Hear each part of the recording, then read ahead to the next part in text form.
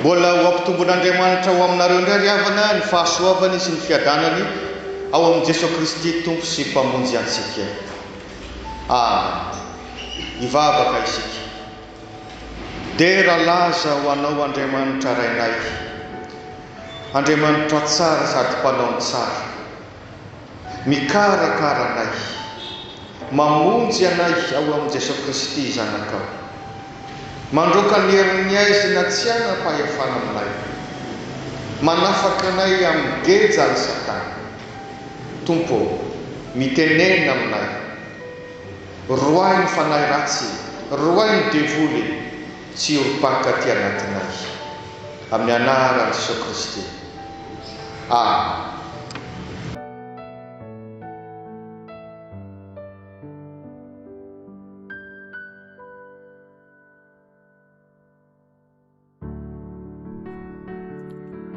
Filazantsara araka ny Lioka toko 9 andininy 4:20 ka hatramin'ny 7:30.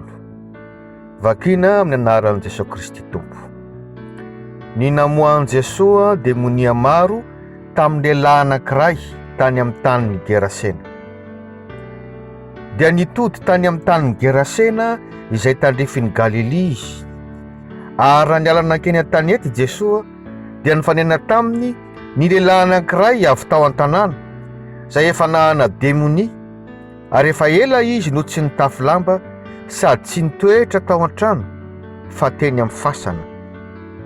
Fa noho ny nahitany Jesosy izy dia niantso mafy sady niankohaka teo anatreny ka miteny tamin'ny feo mahery hoe, momo fa ninona akory izao sy anao ry Jesosy zanak'Andriamanitra avy indrindra? Masina ianao, aza mampijaly ahy. Fa izy nandidy ny fanahy maloto hivoaka tamin-dra lehilahy. Fa efa nahazo azy ela izany, ary efa nafatotra tamin'ny gadra, na ny tanany, na ny tongony, ka nambenana izy, nefa nitapahiny ny fatorana ka dia netiny demonia nyritra nakany anefitra izy. Ary Jesosy nanontany azy ka nanao hoe, iza moa no anaranao?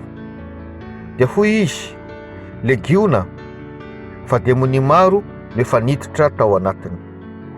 Ary nifona taminy izy mba tsy handidiany azy hakany amin'ny lavaka tsy hitanohanoho. Ary nisy kisoa maro andiany ray nandrasana teny tendrombohitra, ary ny demonia nifona taminy mba havela nihiditra ao anatiny, diany ekeny. Ary ny demonia rehefa nivoaka tamin-dra lehilahy dia niditra tao anatin'ny kisoa, ary ireo kosa andian'ireo nitratrevatreva tany amin'ny hantsana ho any amin'ny farihy ka dia maty tany. Ary noho nihitany mpiandry izany natao izany dia nandositra izy ka nilaza izany tao an-tanàna sy tany an-tsaha.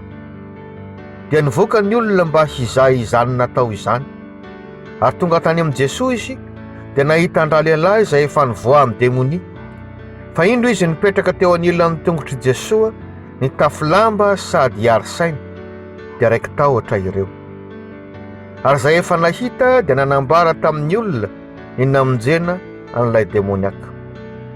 Ary ny olona rehetra tany amin'ny tanin'ny Gerasena manodidina dia nangataka an Jesosy hiala aminy, satria raiky tahotra indrindra izy. Ary Jesosy niondrana tsambokely ka niverina.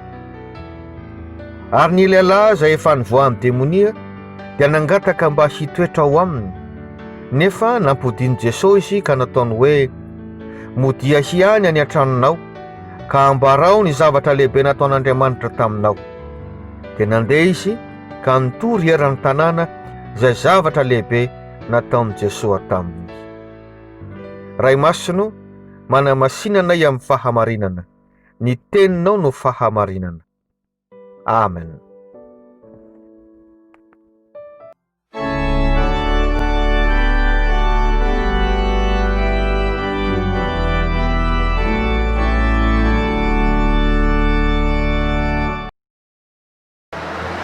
Filazantsara ka ny Lioka toko 9 andininy 4:20 ka hatramin'ny 7:30 ny vakina teo no hampahereza amin'ny tompo anao indray ny fiangonan'ny malala. Nakana ny lohahevitra hoe roay ny devoly ho aminareo hatrany ny tompo.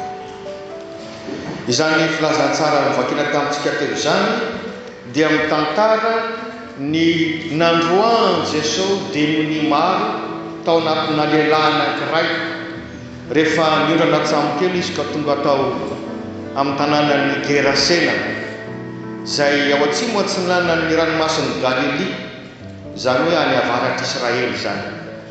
Ary rehefa tonga tao Jesosy dia noroany devoly tao anatin'ity lehilahy ity ka sitrany nasaovany tsara izy. Roay ny devoly. Inona no hevitra voalohany? Mila roana ny devoly satria mampijaly. Tena mampijaly ny devoly reavaka. Ity lehilahy voalaza amin'ny tenin'Andriamanitra ity ao amin'ny 7:20 dia lazainy hoe efa taona maro no nipetrahany devoly ary dia nampijaliany. Ataony tsy mahatsiaro tena, tsy tafody any an-trano. Ataony tsy mahalala menatra intsony satria tsy maharay lamba hoy ny fitenitsika, efa tsy nitafy. Ataony devoly ny voakalina dia milalao faty satria eny am-pasany izy no mipetraka. Izany tompoko ny fampijalian'ny devoly. Mety teny angamba ianao hoe tsy izao izany. Maro ny endrika fampijalian'ny devoly. Anisan'izany izao mahazo ity lehilahy anankiray ity izao. Ka tsy hoe isika indray no mbola laza fa tsy misy izany devoly izany, tsy manan-kery izany. Ny tanjon'ny devoly dia ny ambaro atsika, ny ampijaly atsika, ny ampisaraka atsika amin'Andriamanitra. Ary rehefa mietsika amin'ny devoly dia mijaly atsika farazako anao. Ataony devoly mivandravandra, ataony devoly mikikika. Ny olona mba niezaka namatotra amin'ity lehilahy ity hatramin'ny gadra vy fa notapahany devoly hatramin'ilay gadra vy. Dia hoy ny amin'ny 7:20 oetin'ny devoly mirifatra makany an-tany efitra izy indraindray izy. Ny tany efitra tamin'izany tompoko, hafanana be ny dikan'izany, bibidiny ny dikan'izany, toerana tsy misy rano, tsy misy alokaloka. Izany hoe tena oetin'ny devoly ampahoriana mihitsy. Ho aty hoe mikikika, ato moa dia ambaran'ny tenin'Andriamanitra hoe ny antso mafy. Tena mampijaly ny devoly. Lasa mampitabataba. Rehefa mitabataba lava sy miady lava izay, efa famantarana izay fa efa manomboka miorom-paka ao anatintsika ny devoly. Izany no mahatonga antsika milaza hoe roay ny devoly fa tena mampijaly. Ary ny devoly raha tafiditra ao aminao tsy hoe miera aminao akory fa mamitaka, mandangy. Nahavariana fa rehefa tonga Jesosy Kristy ao amin'ilay tanàna kely dia avy hatrany dia noetin'ilay devoly nanatona an' Jesosy ilay rangahy. Dia mba miseho mivavaka ny voalaza. Moa fa ninona akory izao sy anao Jesosy zanak'Andriamanitra avy indrindra, masina ianao, aza mampijaly ahy. Vavaka tokoa izany, fa vavaka noho ny tahotra, fa tsy mba vavaka fanajana, tsy mba vavaka fankatoavana. Aza manahaka amin'ny devoly tahaka izany isika hoe mivavaka ihany nefa noho ny tahotra, fa tsika mivavaka noho ny fanajana sy ny fitiavana an'Andriamanitra. Mahay mamitaka amin'ny devoly. Dia jereo nge ilay vavaka ataony, masina ianao aza mampijaly ahy, aza mampijaly azy. Izy indray hono no mijaly fa voanambara tao hoe ataonany maro no nampijaliany ity lehilahy ity. Ka tandrehany fa ny devoly mamitaka atsika sady mampijaly atsika. Roany devoly. Hevitra faharoa, mila roana ny devoly satria natao roany. Izany mihitsy ny baiko Jesosy Kristy tamintsika, roay ny devoly. Jesosy raha nahita n'ity demoniaky ity, nahita fa nahetsika ilay fanahy maloto, avy hatrany izy dia nandroaka. Avy hatrany izy dia nandroaka. Indray mandeha monjy izy no nanontany azy hoe iza moa ny anaranao, mba hafantarana izay isany izy tompo raha teo manam-pahefana amin'izany. Fa rehefa izany dia nandroaka izy. satria natao roana ny devoly fa tsy natao ifampirarahana na iresahana ela. Ka tandremo mifandraraitsika miresaka amin'ny devoly nefa tsy tonga saina akory, ary zay no navoany eva tao amin'ny Saedena. Niresaka ela tamin'ilay menarana izay kisary ny devoly, ka baby ny farany dia manjary nanota. Tandremo ry havana, ny devoly tsy hoe miseho amintsika amin'ny alalan'ny tandroka be foana akory, fa mandefa ny miaramilana izy. Na amin'ny fomba tranainy na amin'ny fomba moderne, raha misy olona milaza azy medium na moa dikan'izany, mpanelanelana ny olona maty, miaramila amin'ny devoly zany. Ny mpimasy, ny mpanandro, ny mpanao ody ratsy, na ny mpilalao karatra milaza azy fahita, miaramila amin'ny devoly zany. Aza mifampiraraha amin'ny devoly, aza mifampiresaka amin'ny devoly akory ianao. Fa tsy hitanao ve ny fijanon'ity lehilahy ity? Aza maniry an'izany. Za gaga ihany ry havana rehefa mba jery zavatra amin'ny YouTube ao, mahita antokotivavahana sasany ny ataon'le mpitarika dia izao, atsony le demoniaka dia ampiresahany mandritry ny minitra maro dia maro. Azara amin'ny devoly aza mananam-piany be dia be ohatr' izany, ankoatran'ny hoe mbola alefa mitambajotra tserasera. Ka ina nataon'ilay devoly? Alainy baraka ny ankohonan'ilay demoniaka ao anatin'ny fivoriam-be eo. Ary raha mbola malalaka amin'ny fotoana fa mbola adinina foana izy, ny ao am-piangonana rehetra alainy baraka. Zay no mahadevoly ny devoly. Ny amitaka, ny ampifandrafy anao, ny anakorotana, ny anala baraka. Tandremo fa tsy natao iresahana ela ny devoly, natao roana ny devoly ry havana. Ianareo tanora, tandremo misangisangy manandrakandrana ny hoe alaina ny latabatra dia asiana soratra, dia lasa mifantoka manontany esprit es-tu là, parle-nous.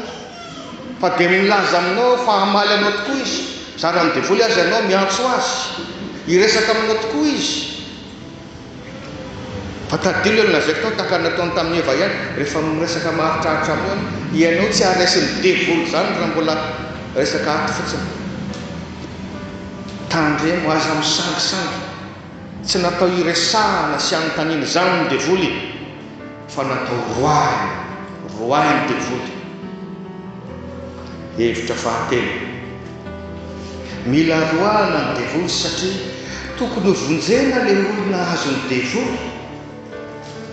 Tokony vonjena le olona azo ny devoly. Mampalahelo rehefa hoe azo ny demoni zany tsika ry havana. Zareo ny tantaran'io lehilahy io.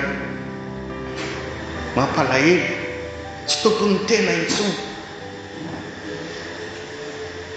Ary okaloha alazaina mazava fa tsy le olona akory ny devoly.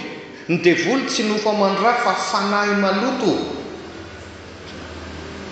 Ka na dia mety hoe mitabataba, maheritreritra aza le olona, tsy olona io ny devoly fa le fanahy miditra sady mangeja azy. Mampalahelo moa rehefa azo ny devoly ny olona eo amin'ny fiarahamonina. Ny fiarahamonina izay mampilamina azy ihany ny tadiavina. Fiarahamonina efa tonga masika. Rehefa tabataba sa maheritreritra anao dia hoy ny sasany idio, sambory, gadrao. Sasany moa dia tena mahery fihetsika mihitsy. Vonoy. Ary raha mba ianao moa zany azo ny devoly zany, fa tsika ngera vao tsy miambina kely fotsiny. Zavatra tsy tohinina akory dia mahatonga anao amin'izany toeran'izany. Raha mbo rahalahinao moa zany ka ataon'olona hoe vonoy. Mbo mitady vaolana ihany ny fiarahamonina, tahaka ny tato amin'ny tanàna kely ity, ny samboriny, ny fatorany. Ary raha mbola nivaly ny fatorana tsotsotra, natao gadra vy, fa naninona? Tapaka ihany. Mahery ange ny devoly. Ka tsy zavatra ara-nofo, ara-tsaina ohatr'izany tompoko ny famahana ny olana miaraka amin'ny demoniaka. Alefanao ny amin'ny hôpitaly, fanafody calmant fotsiny nge no tena betsaka any. Fa ny fanahy maloto dia ny roahana ihany ny fanafodiny. Ny vavaka sy ny fandroahana devoly ihany, izay tompoko ny nanomeza amin'ny tompo fahefana antsika. Koa mitodika amintsika mpiara-mivavaka rehetra.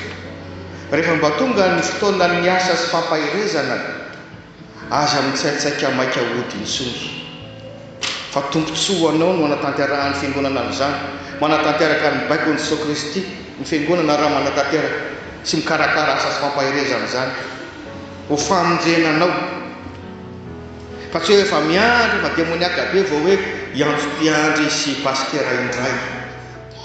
Isika fiangonana, isika kristianina mahasoa manohana an'ireny tompom-pifoazana androano amin'ny devoly izay mampizary ny olona ireny. Raha mahita olona azo midemonia ianao, azafalina mifosafosa, makasary anao vidéo, fa ho eto ambavaka izy ifiasan'ny fivavaky ny marina mahery-indrindra ny tenin'Andriamanitra. Hevitra fa efatra sady farany, roay ny devoly ka ataovy mazava ny safidy, ataovy mazava ny safidinao, fa tsy afaka manao fitandro zany tsika. Tato amin'ity tanàna kely ity dia mahagaga, nandritra ny taona maro dia nampizalian'ny devoly tao le lehilahy, nanao ny fietsehana sy ny tabataba sy ny fanakorotanana tao, ary nanakorotanana ny fiarahamonina zany. Fa rehefa nyroany Jesosy le devoly sikana soma tsara le lehilahy, natahotra indray ny tao an-tanàna, ny zavatra tsara indray no atahorana. Ary rehefa hita ny fanalefa tany anatin'ny kisoa le devoly ka nyrifatra nakany anaty rano ny kisoa, inona natao? Mandehananao Jesosy aza mijanona eto amin'ny tanàna misy anay eto anao. Asa raha tsy mba manaitra anareo zany, raha tokony devoly no nyroana, iza nyroana? Jesosy Kristy nyroana, tandremiriavana, mampatahotra zany, safidy enjana be zany. Misy tanàna tokoa tena misafidy ny hoe tsy mila zany Jesosy anareo zany, indray mampatahotra fa miditra amin'ny tanàna anankiray ianao, isaky ny 10 metatra dia bara tanàna kely anankiray, raha tsy bara dia trano filokana, raha tsy maty akory no masoandro dia ndreny fa misy tovavy mijorojoro. Tena tanàna misafidy zany, tsy mila fivavahana zany zay. Aza mitoetra ela amin'izany tanàna anjakan'ny devoly zany, fa na tiatsika na tsy tiatsika, ny kolotsain'ny fiarahamonina ipetrahanao dia tsy maintsy mamolavolana. Roany devoly, ny fanarahana ny Kristy riavana dia mila safidy mazava, mila fahafoizana. Fa raha tsorina ngeny mahatonga ny olona makany amin'ny mpimasy, makany amin'ny mpanandro matetika manao pacte amin'ny devoly dia zao hoe fitiavana fahefana, fitiava-karena tafahotra, tia azo am'zao tia azo am'zao mety manontany tentsika hoe fa nga Jesosy tsy tia niarena, maninona ny kisoan'ny olona no navelany idiran'ilay devoly? Fa misy zavatra ambadika ao, fa nandray alohan'ny olona mandroaka an' Jesosy zay niarena ny mikitikitiana, toy zay le odiny izay fa nitazoniny tany amin'ny tany dadarabely hoe raha tiana karena anao tia tazonina tsara, alohan'ny Jesosy nyroana. Mila fanapaha-kevitra etitra sy mazava, mazava ny avatra ny filazantsara eto, aleo very kisoa andian'ny ray, tsy zay very fanambola veriny, tsy zay very any amin'ny mandrak'izay.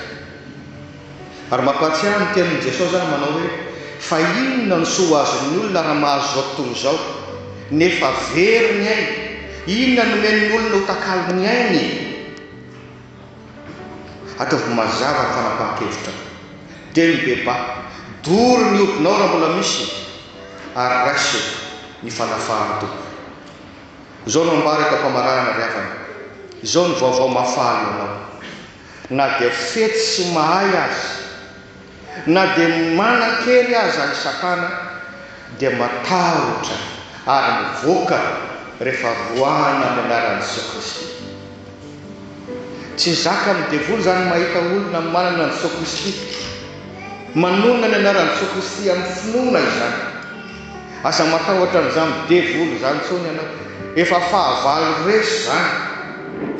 Aza manandrakandana miresaka na mifampiraraha amin'ny devoly sy ny mpanompony ianao, fa ho potika ny fiainanao. Roay, toero ny devoly, toero ary roay amin'ny anaran'i Jesosy Kristy.